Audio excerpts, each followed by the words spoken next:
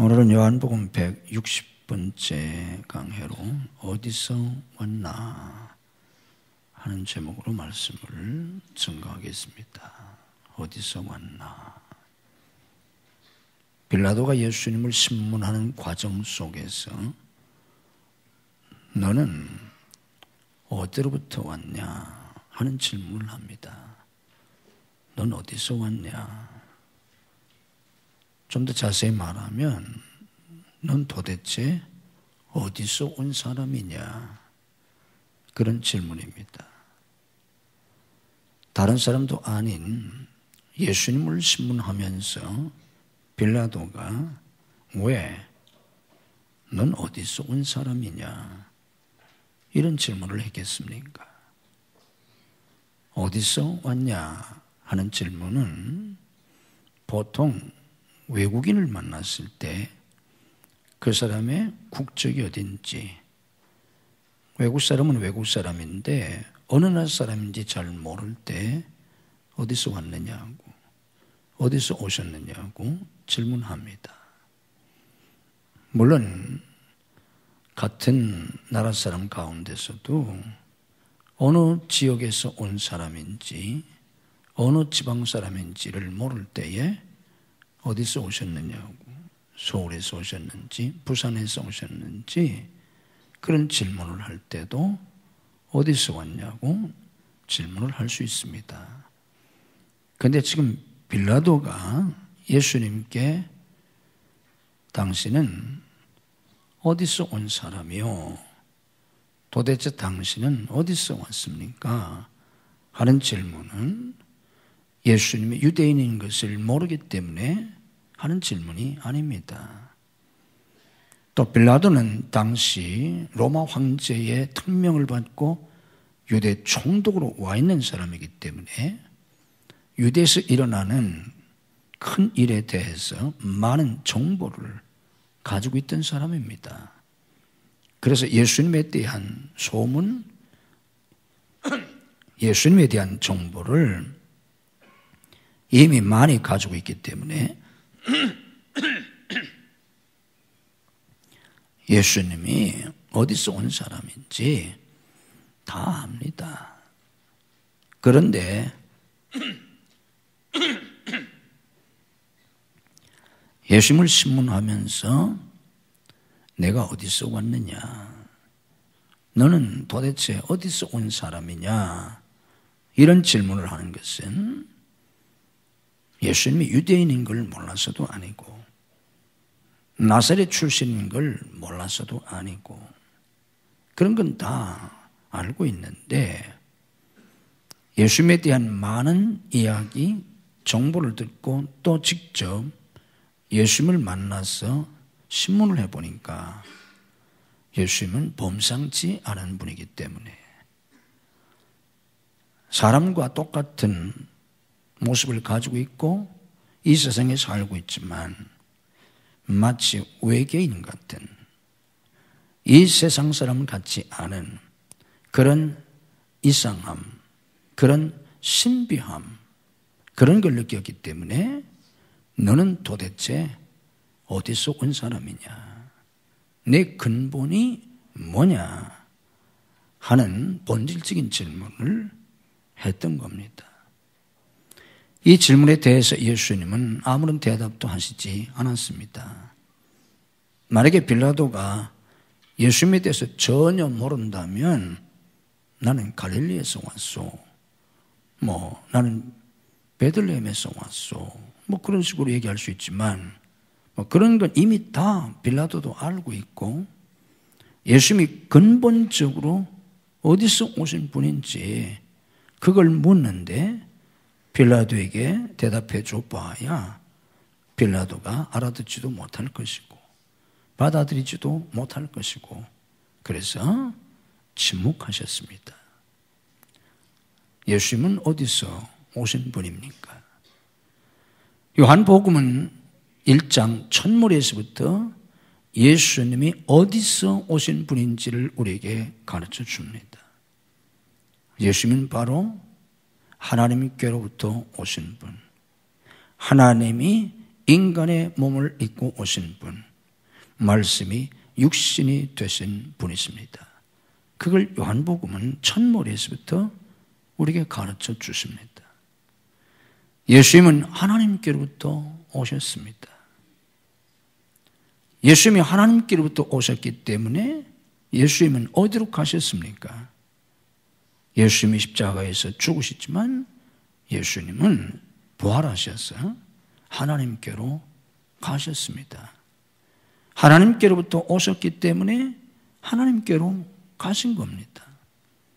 만약에 빌라도가 예수님이 어디서 오신지 곧 하나님께로부터 오신 걸 알았더라면, 그래서 하나님께로부터 오신 분이기 때문에 저분은 죽으면 다시 부활하셔서 하나님께로 가실 것을 알았다면, 그래서 저분이 지금은 저렇게 아무 힘도 없는 것처럼 내가 사형 언도만 내리면 금방 처형될 수밖에 없는 그런 사람 같지만, 저분은 하나님께로부터 오신 분으로 다시 하나님께로 가셔서 하나님 보좌 우편에 앉아 계셔서 천지 만물을 다스리시고 심판하시는 그런 분이실 것을 알 수 있었다면 어떻게 그분을 십자가에 처형하라고 명령할 수 있었겠습니까?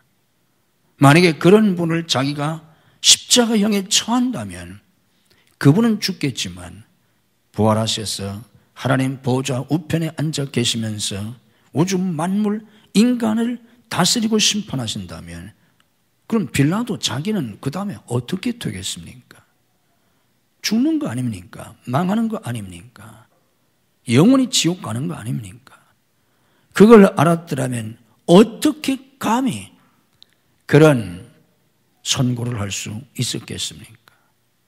다른 사람들이 다 그를 십자가에 못 박으라고 소리를 지른다고 할지라도 어림없는 소리라고, 나는 죽어도 할 수 없다고 자기의 총독에 지위를 걸고 자기의 생명을 걸고 막았을 거 아닙니까? 그런데 예수님을 십자가에 못 박으라고 내어준 건 그분이 어디서 온지를 몰랐기 때문에, 어디서 온지를 모르니까 어디로 저분이 갈 줄도 몰랐던 거 아닙니까? 성경이 우리에게 제일 첫 번째로 가르쳐주는 진리가 뭐냐고 하면 우리는 어디서 왔는가 하는 진리입니다. 이게 창세기 1장 성경 제일 첫머리에서 우리에게 가르쳐주는 계시의 내용입니다. 성경을 우리가 처음을 펴면 창세기 1장 1절서부터 태초에 하나님이 천지를 하늘과 땅을 창조하셨다. 그리고 어떻게 만물을 창조하시고 인간을 창조하셨는지를 성경 제일 첫 장 1장 2장에서 가르쳐 주십니다. 그 이유가 뭡니까? 성경은 왜 맨 첫머리에서 창조 계시를 기록하고 있나? 어떻게 우주 만물, 인간이 창조되었는지를 왜 우리에게 가르쳐 주나? 그게 바로 우리가 어디서 왔는지를 가르쳐 주려고 하기 때문입니다. 우리가 어디서 왔는지를, 내가 어디서 왔는지를. 왜 이걸 제일 첫머리에서 가르쳐 주려고 합니까? 내가 어디서 왔는지를 알아야 내가 어디로 갈지를 알게 되지 않습니까? 내가 어디서 왔는지를 알지 못하는데 내가 어디로 갈지 어떻게 알겠습니까? 내가 어디서 왔는가? 유행가에도 그런 가사가 있었지 않습니까? 인생은 나그네 길, 어디서 와서 어디로 가나? 저 하늘에 구름이 흘러가는데 저 구름이 어디서 와서 어디로 가는지 모르잖아요. 바람이 부는데 이 바람이 어디서 와서 어디로 가는지 모르지 않습니까? 그래서 인생도 어디서 왔는지를 알아야 내가 어디로 갈지를 아는데 어디서 왔는지를 모르니까 그냥 구름처럼 바람처럼 구름 따라 바람 따라 그렇게 사는 인생들이 대부분이 아닙니까? 어디서 와서 어디로 가는지 알지 못하는 저 하늘에 떠가는 구름처럼 그리고 어디서 불어와서 어디로 가는지 알지 못하는 바람처럼 그렇게 인생을 살아가지 않습니까? 그래서 어떤 시인은 노래했지 않습니까? 인생은 그렇게 왔다가 그렇게 가는 것이라고. 어떻게 왔다가 어떻게 간다는 겁니까? 모릅니다. 알 수가 없습니다. 그래서 성경은 제일 첫머리에 이것부터 가르쳐 주는 겁니다. 인간은 저절로 생긴 존재가 아니다. 우연히 생긴 존재가 아니다. 진화론자들이 주장하는 것처럼 고등동물이 더 진화해서 더 발달해서 생긴 최고등동물이 아니다. 인간은 원숭이가 좀 더 진화해서 생긴 고등동물이 아니고 하나님께서 만드셨다. 원숭이는 처음부터 원숭이로 하나님이 만드셨고 사람은 처음부터 하나님이 사람으로 만드셨다 하는 걸 가르쳐 주는 게 성경 첫머리에서 가르쳐 주는 진리입니다. 이것을 통해서 하나님은 우리에게 무엇을 가르쳐 주시려고 합니까? 우리가 어디서 왔는가? 하나님께로부터 왔기 때문에 우리는 어디로 가나? 어디로 갑니까? 하나님께로 갑니다. 하나님께로부터 왔기 때문에 하나님께로부터 가는 것입니다. 인간은 어디서 와서 어디로 가나? 사람들은 알지 못하지만 성경은 우리에게 그 비밀을 가르쳐 주는데 하나님께로부터 와서 하나님께로 간다 하는 걸 가르쳐 주십니다. 아멘. 믿으셔야 합니다. 예수님이 하나님께로부터 오셔서 하나님께로 가셨던 것처럼 우리 인간도 구원받은 성도들도 하나님께로부터 왔다가 하나님께로 가는 것입니다.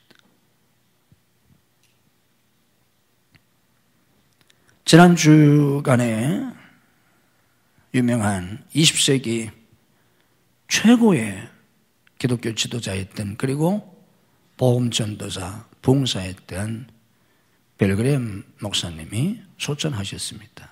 21일 날 돌아가셨는데 그분은 20세기 최고의 전도자고 봉사입니다. 세계 곳곳에 다니시면서 거의 안 가는 나라가 없어요. 이북까지 갔었어요. 이북에 가서도 집회를 하셨으니까. 우리나라에도 몇 번 오셨는데 여의도에서 집회할 때 100만 명이 넘는 우리나라 기독교 역사상 가장 많은 성도들이 여의도 광장, 지금은 다 여의도 광장을 개조했습니다만 옛날에 그게 그냥 광장이었잖아요. 여의도 광장에서 집회할 때 100만 명이 넘는 사람들이 모였어요. 여의도 광장에 가기 위해서 사람들이 하도 많이 모이니까 걸어서 마포대교를 건너는 사람들이 줄을 이었었어요. 그 빌그램 목사님이 지난 주간에 돌아가셨습니다. 그분은 1918년 11월 7일에 태어나셨습니다. 1918년에 태어나셔서 금년이 2018년이잖아요. 2018년이니까 같은 18년이잖아요. 1918년, 2018년 100년 차이잖아요. 근데 11월 7일에 태어나셨는데 2월 21일 날 돌아가셔서 우리나라 나이로는 100세예요. 근데 만 나이로 치면 금년 11월이 돼야 100세이기 때문에 만 나이로는 99세. 99세 한 3개월, 한 4개월쯤 되겠죠. 그래서 만으로 100세를 사시지 채우지 못하고 돌아가셨습니다. 20세기 최고의 기독교 지도자라고 할 수 있는 그런 분이신데, 이 빌리그램 목사님이 돌아가신 소식을 그의 손자인 윌 그레이엄이 전했는데, 할아버지의 부음을 전하면서 이렇게 말했습니다. 그 손자 윌 그레이엄이 할아버지가 살아계실 때 이렇게 말씀하신 적이 있습니다.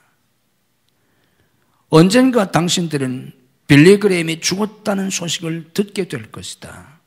지난 주간에 우리가 들었잖아요. 언젠가 여러분들은 나 빌리 그레이엄이 죽었다는 소식을 들을 것이다. 하지만 그날 나는 이전보다 더욱 살아있을 것이다. 왜냐고 하면 이사를 갔기 때문에. 그러면서 이 빌리그램 목사님의 손자인 윌 그레이엄이 부음을 이렇게 전했습니다. 친애하는 여러분, 오늘은 할아버지께서 이 땅에서 진짜 살아있는 땅으로 이사하신 날입니다. 이렇게 할아버지의 부음을 할아버지가 오늘 이사하셨다고. 이 땅에서 영원한 곳으로 오늘 우리 할아버지가 이사 가셨다고 할아버지의 부음 소식을 전했습니다. 이런 얘기는 유명한 무디도 똑같은 얘기를 했습니다. 어느 날 여러분들은 뉴스를 통해서 나 D.L. 무디가 죽었다는 소식을 듣게 될 것이다. 그때 여러분들은 그 얘기를 믿지 말아라. 그때도 나는 여전히 살아있을 것이다. 그런 말을 무디가 했습니다. 빌리그램 목사님도 똑같은 얘기를 했다고 합니다. 그리스도의 죽음은 소멸이 아닙니다. 죽어 없어지는 게 아닙니다. 한 줌 흙으로 한 줌 재로 없어져 버리는 게 아닙니다. 죽으면 하나님께로 갑니다. 이 땅에서 저 천국으로, 아래 동네에서 윗동네로 이사 가는 곳입니다. 이게 죽음입니다. 왜 그렇습니까? 우리는 하나님께로부터 왔기 때문에 하나님께로 가는 것입니다. 내가 어디서 와서 어디로 가는지를 알게 되면, 그러면 내가 어떻게 살아야 할까 알게 됩니다. 내가 어디서 왔는지 이걸 모르니까 어디로 가는지를 모르게 되고, 어디서 와서 어디로 가는지를 모르기 때문에 바람처럼 구름처럼 그렇게 살아가는 줄 알지 않습니까? 내가 어디서 와서 어디로 가는지만 분명히 안다면 내가 살아있는 동안에 어떻게 살아야 될지 답이 나옵니다. 나는 하나님께로부터 와서 하나님께로 갑니다. 한번 믿음으로 고백합시다. 나는 하나님께로부터 와서 하나님께로 간다. 아멘. 그러면 내가 살아있는 동안 어떻게 살아야 합니까? 내가 정말 하나님께로부터 와서 하나님께로 간다면 어떻게 살아야 합니까? 답이 나오지 않습니까? 이 세상에서 천년 만년 영원히 사는 줄로 착각하지 말고, 또 이 세상에서 살다 죽으면 그것이 끝이라고 오해하지 말고, 우리가 돌아갈 저 영원한 본향 천국을 사모하며 살아야 합니다. 아멘. 천국에 돌아갈 거니까, 아버지 계신 곳으로 갈 거니까 그곳을 사모하며 살아야 합니다. 히브리서 11장 말씀을 보면 16절에 믿음의 열조들이 왜 그런 삶을 살았나? 그들은 무엇을 바라보고 무엇을 사모하고 살았나? 영원한 본향을 사모하고 살았다고 기록해 줍니다. 그들이 돌아갈 궁극적으로 가서 살 영원한 본향 천국을 사모하면서 살았기 때문에 그들이 그런 삶을 산 거예요. 초대교회 성도들도 오늘도 경건하게 사는 성도들 마찬가지입니다. 뭘 바라고 그렇게 삽니까? 죽으면 다 없어질 건데 아니에요. 죽으면 끝이라면 우리가 어떻게 살아야 합니까? 우리가 사는 게 이생뿐이라면 어떻게 살아야 되겠어요? 그러니까 그렇게 살지 않습니까? 그리고 기독교는 그렇지 않아요. 우리가 여기서 70평생을 살든 90평생을 살든 100년을 살든 내일 죽든 오늘 죽든 끝이 아니에요. 저 천국에 가서 영원히 삽니다. 아멘. 우리가 이 세상에서 눈을 감는 순간 우리는 천국에서 눈을 뜨게 될 것입니다. 아멘. 그럼 어떻게 살아야 합니까? 100년도 살지 못하는 이 세상의 전부인 줄로 착각하고 인간의 어리석음이 뭐예요? 죽음이 코앞에 있는데 그걸 모르고 천년만년 사는 줄 알고 그렇게 살잖아요.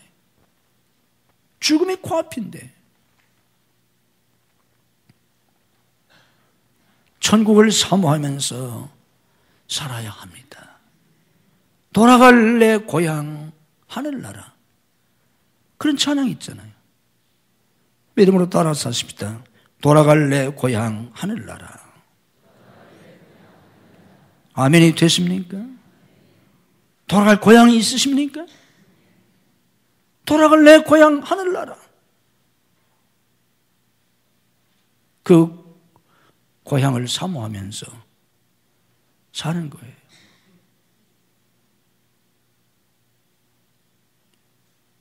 보험성각 가운데 집으로 가자. 우리 교회에서는 거의 잘 안 부르는 것 같은데 집으로 가자 하는 보험성이 있어요. 전쌤 아세요? 들어봤죠? 집으로 가자. 그 집이 무슨 집이에요? 내 아버지 집. 그 가사가 그렇게 되어 있어요. 내 아버지 집. 내 아버지 계신 집.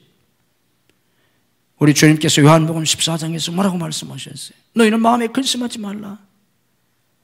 나를 믿으니 하나님 믿으니 또 나를 믿으라. 내 아버지 집에 거할 곳이 많다 그러셨잖아요. 내 아버지 집. 집으로 가자. 집으로 가자. 내 아버지 집. 내 아버지 계신 집. 우리는 그 집을 사모하면서 살아야 합니다. 아멘. 왜? 고향으로 갈 거니까. 본향으로 갈 거니까. 모자나 갈 거니까. 금방 갈 거니까.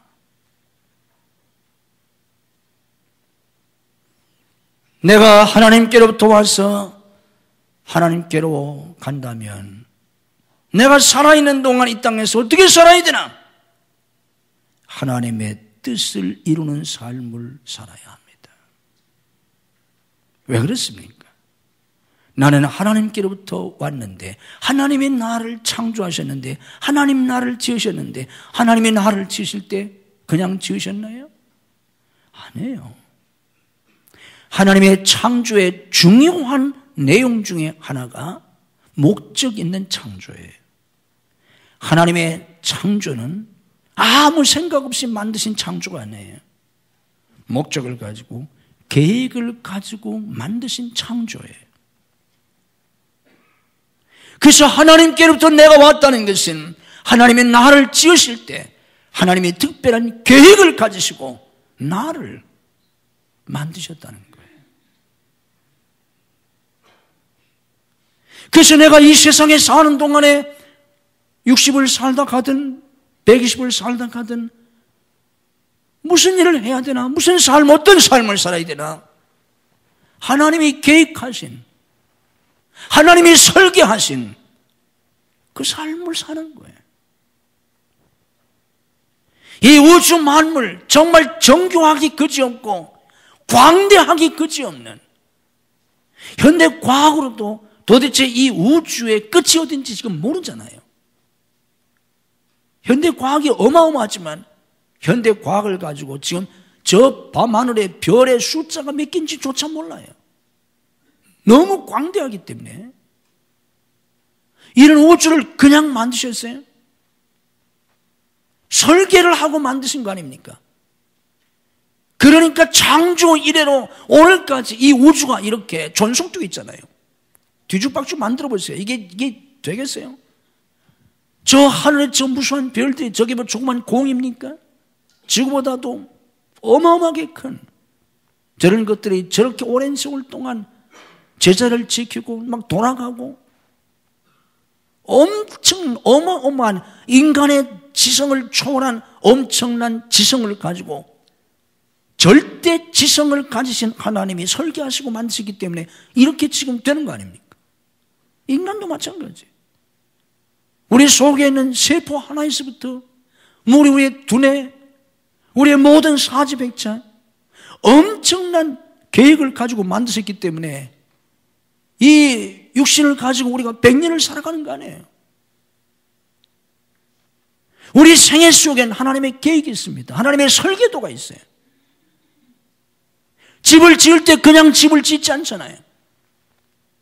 건축 허가를 낼 때 관공서에 가서 구청에 가서 저 건물 하나 짓게요. 허가 내주세요. 무슨 건물 질 건데 허가부터 내주세요. 그럼 허가를 내줍니까? 제가 목회를 하면서 예배당을 3번 지었어요.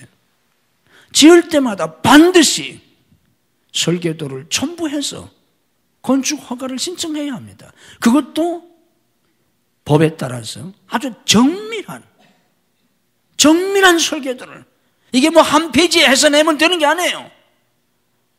이만한 두께의 책으로 한 권이 되는 그런 설계도를 내야 돼요.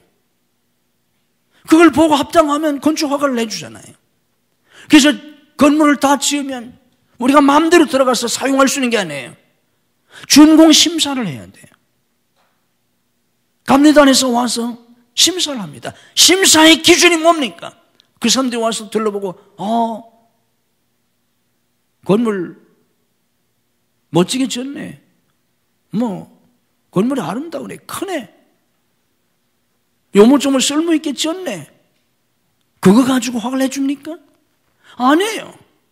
절대로 그렇지 않아요. 그들이 와서 보는 건 심사의 기준은 설계도대로 됐나, 이걸 보는 거예요. 건물이 크고 작고 아무 상관없어요. 건물의 모양이 보기 좋고 나쁘고 아무 상관없어요. 설계도대로 했나? 설계도에 이상 없이 했으면 준공 필증을 해줘요. 그리고 이제 들어가서 사용하라고 허가를 해줘요. 근데 잘 지은 것 같은데 설계도하고 비교해보니까 설계도로 안 했어요. 그럼 헐어야 돼요. 고쳐야 돼요. 다시 만들어야 돼요. 하나님이 우리를 만드실 때 하나님은 우리를 향한 계획을 가지고 만드셨습니다. 우리가 하나님께로 가면 그 앞에서 우리가 심판을 받게 될 것인데, 우리가 몇 년을 살았든 하나님 앞에 갔을 때 하나님이 우리를 심판하시는 그 기준은 뭐냐고 하면 하나님의 설계도예요. 하나님이 우리를 설계하신, 하나님이 우리 생애 속에 계획하신 그 설계도대로, 그 계획대로 너 살았냐? 세상에서 우리가 부귀영화를 누리든, 세상에서 재벌이 되든, 권세를 누리든, 뭐 잘 먹고 잘 살았든, 그게 심판의 기준 아니에요. 건물을 준공 심사할 때 뭐 건물이 높이 올라갔냐, 그게 심사 기준 아니에요. 설계 한 대로 높이가 됐냐? 설계 한 대로 넓이가 됐냐? 설계 한 대로 구조가 됐냐? 설계 한 대로 되는가를 봐요. 하나님 우리를 마지막 심판하실 때도 마찬가지예요. 세상에서 네가 얼마나 높아졌느냐, 얼마나 많은 걸 소유했느냐, 심지어 얼마나 많은 업적을 남겼느냐, 이런 거 보지 않아요.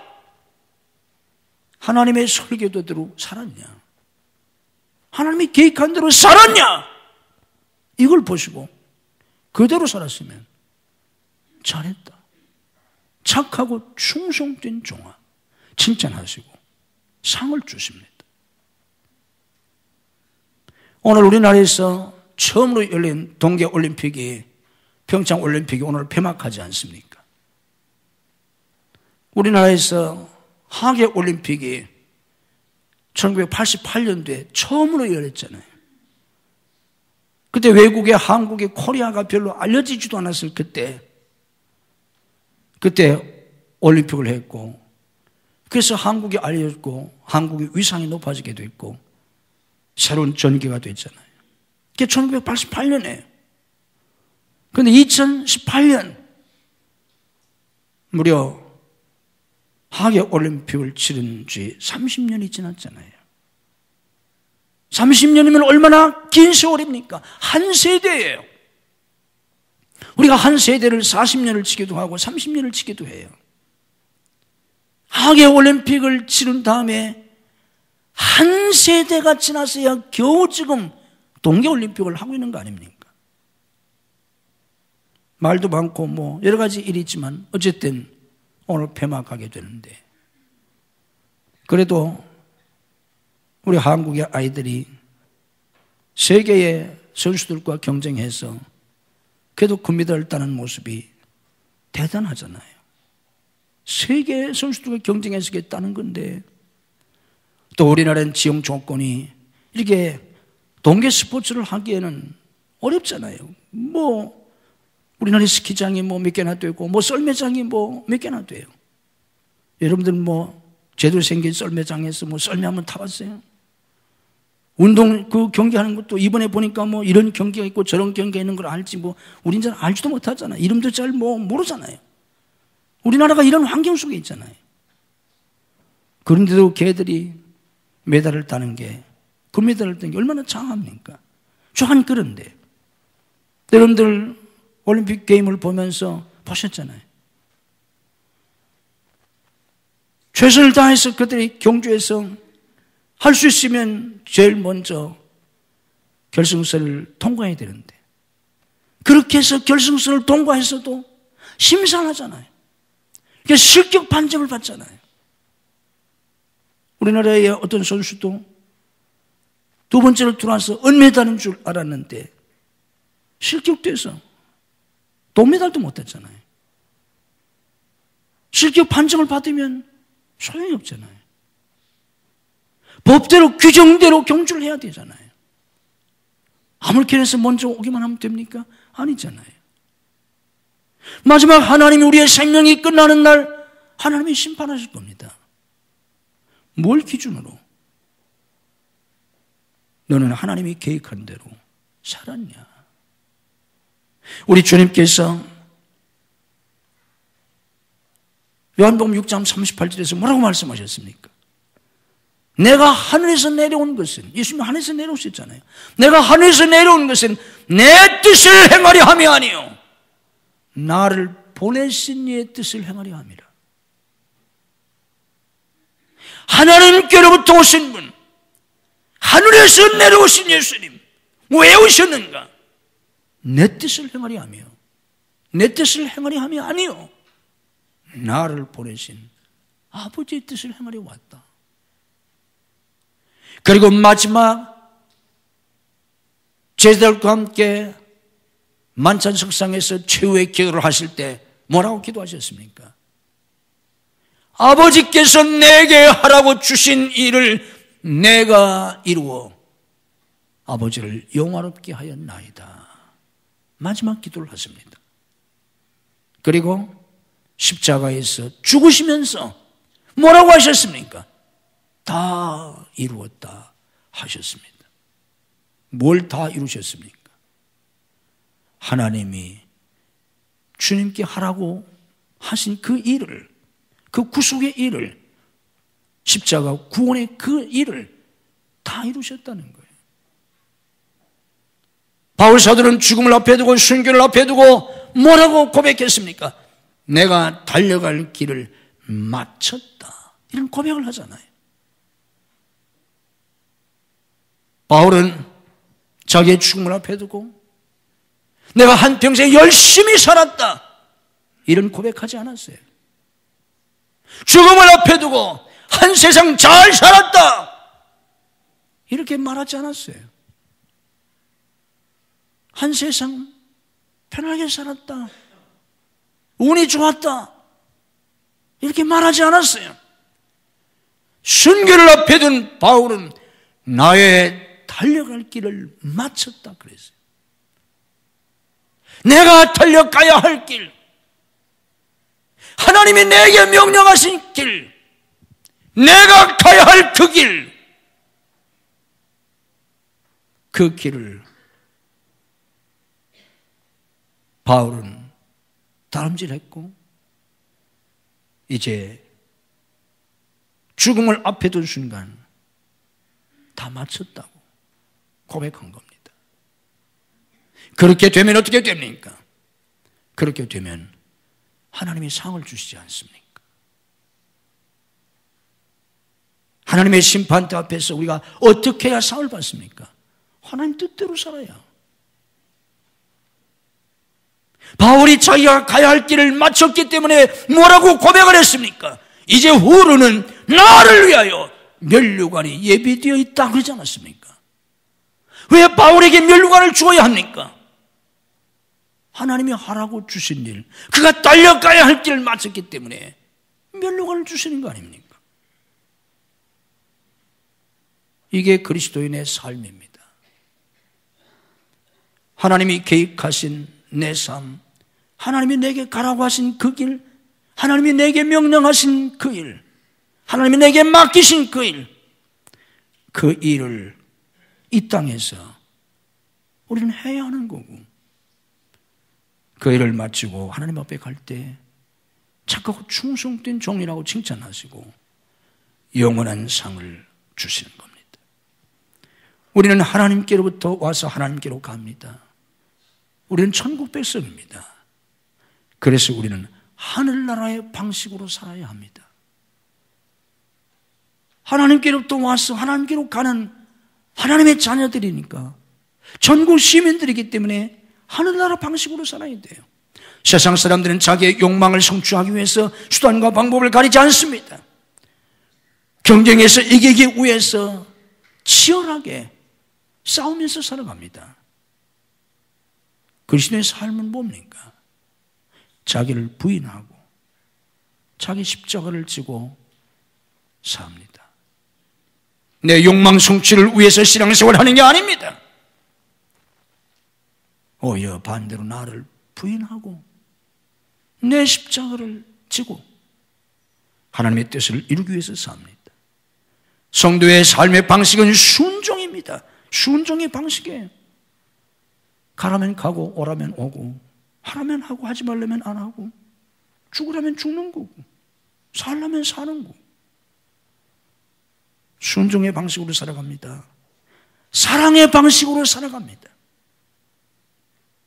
하늘나라의 삶의 방식으로 사는 거예요. 하나님께 갈 사람들이기 때문에. 그렇게 살다가 하나님 앞에 가서 썩어질 면류관이 아니라 썩지 않는 영원한 영광의 면류관을 받고 하나님과 같이 삽니다. 영원히 삽니다. 천국에는 눈물이 없습니다. 슬픔이 없습니다. 괴로움이 없습니다. 두려움이 없습니다. 배고픔이 없습니다. 아픔이 없습니다. 천국에는 장애가 없습니다.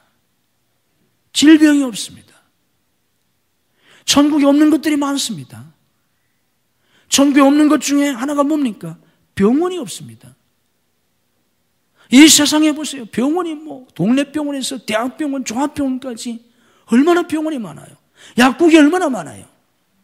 천국에 병원이 있을까요? 천국에 약국이 있나요? 없어요. 왜 없습니까?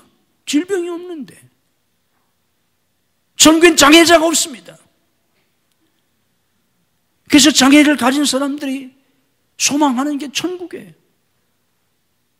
육체에 장애가 있어서 제대로 걷지 못한 사람, 어떤 사람 나면서부터 성경에 나와 있는 것처럼 평생 걷지 못하고 살아가는 사람, 나면서부터 맹인으로 살아가는 사람도 있잖아요.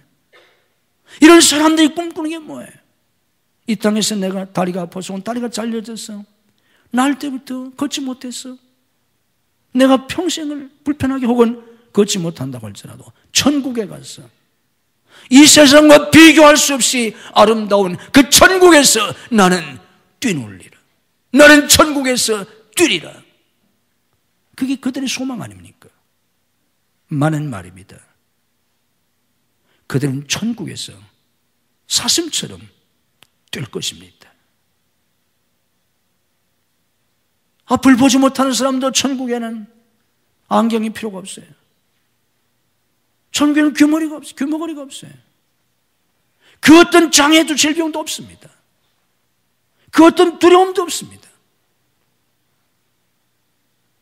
완전한 평화와 완전한 기쁨과 행복만이 있는 그곳에서 영원히 살 것입니다. 이게 우리의 운명입니다. 우리 인생입니다. 빌라도는 이걸 알지 못했습니다. 그래서 그는 그분이 누구인지를 모르고 어디서 오신 분이고 어디로 가는 분인지를 몰랐기 때문에 일개 총독의 지위를 가지고 메시아를 십자가에 못 박아 죽이라고 명했습니다.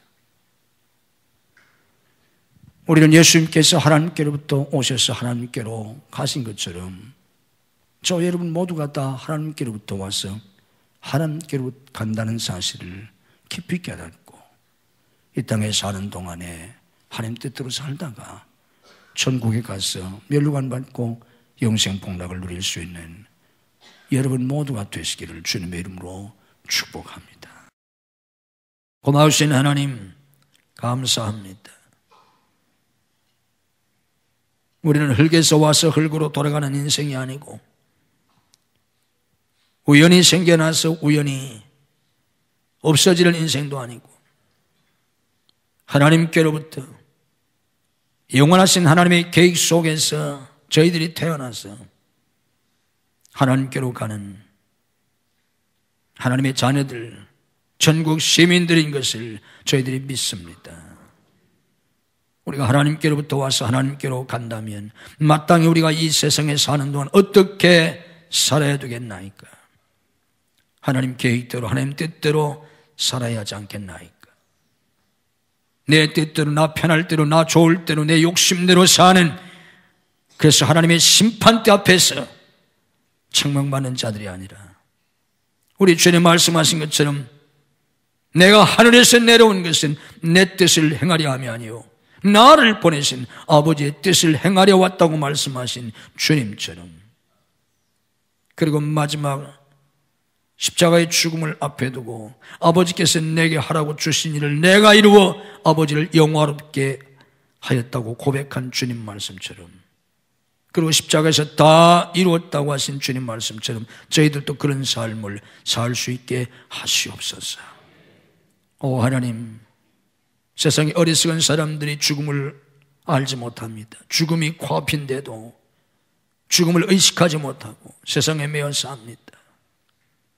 오 하나님, 성령께서 이들을 깨우쳐 주시고 믿음을 더하여 주시기를 원합니다. 우리의 생각과 마음을 다스려 주시기를 원합니다.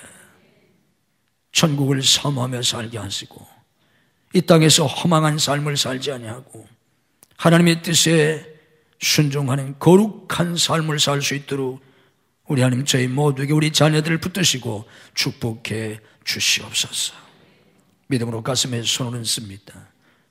주님의 피 묻은 손으로 안수하셔서 우리의 모든 죄와 허물을 씻어주시고 우리의 상처들을 치유해 주시옵소서.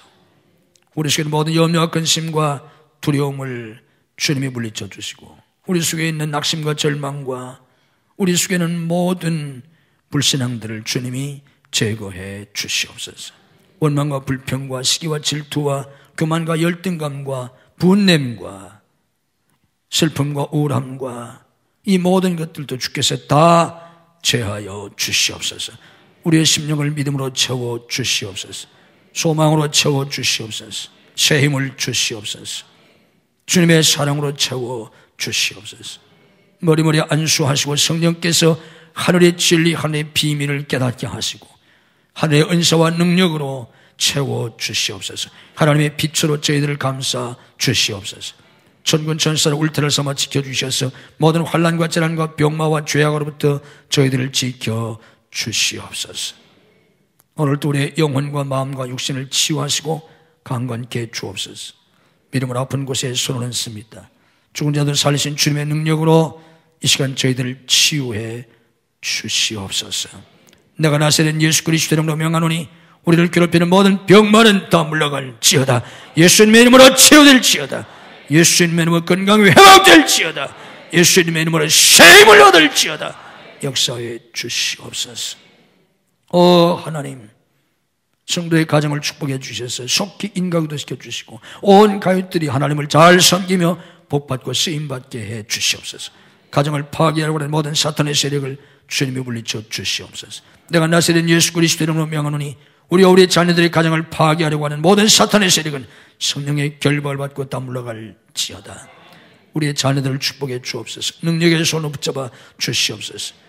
믿음과 지혜와 능력과 열정과 건강과 돕는 사람들과 환경을 열어주시옵소서. 공부하는 학생들에게 학업의 길을 열어주시옵소서. 진학의 문을 여시고 유학의 문을 열어주시옵소서. 취업의 문을 여시고 사업의 문을 열어주시옵소서. 결혼의 문을 여시고 태의 문을 열어주시옵소서. 사역의 문을 열어주시옵소서. 예수님의 이름으로 우리 자녀들의 앞길이 열릴지어다. 축복해 주시옵소서. 써주시옵소서. 성도의 직장과 사업을 붙드시고 축복해 주시옵소서. 주님의 이름으로 형통하게 하시고 창대케 되게 하시고 주와 복음을 해서 세계 선교를 위해서 쓰임받고 열매를 맺게 해 주시옵소서. 우리 사역에 풍성한 열매를 주시옵소서. 성령께서 때마다 일마다 임재하시고 역사해 주시옵소서. 온 성도들이 믿음으로 11조를 드릴 수 있게 하시고 온전한 11조를 드릴 수 있게 하옵소서. 믿음으로 감사하며 살게 하시고 남을 도우며 살게 하시고 구제하며 선교하며 살게 하시옵소서. 믿음으로 하나님 앞에 11조를 드립니다. 감사한금, 선견금, 구제한금, 건축원금, 해외성전 건축원금을 드립니다. 주께서 기뻐 받으시고 하늘과 땅의 복으로 금세한 내세 복으로 자녀 후손의 복으로 영육의 강건함으로 삶의 형통함으로 사역의 풍성한 열매로 믿음의 명문가를 이루는 축복으로 주님이 채워 주시옵소서. 아버지 앞에 나와 예배드릴 모든 성도들을 축복해 주옵소서. 병상에서 나지 못한 성도들을 찾아가셔서 능력의 손으로 일으켜 주시옵소서. 줄타주 있는 성도들, 해외에 나가는 가족들, 군문에 나가는 아들들, 유학생들을 지키시고 축복해 주옵소서. 믿음이 연약하여 주의를 성수하지 못하는 성도들에게 주의를 성수할 수 있는 믿음을 더하여 주옵소서. 이 한 주간도 주님이 주시는 은혜와 축복이 넘치는 복된 한 주간이 되게 해 주옵소서. 예수님 이름으로 축복하며 기도하옵나이다. 아멘.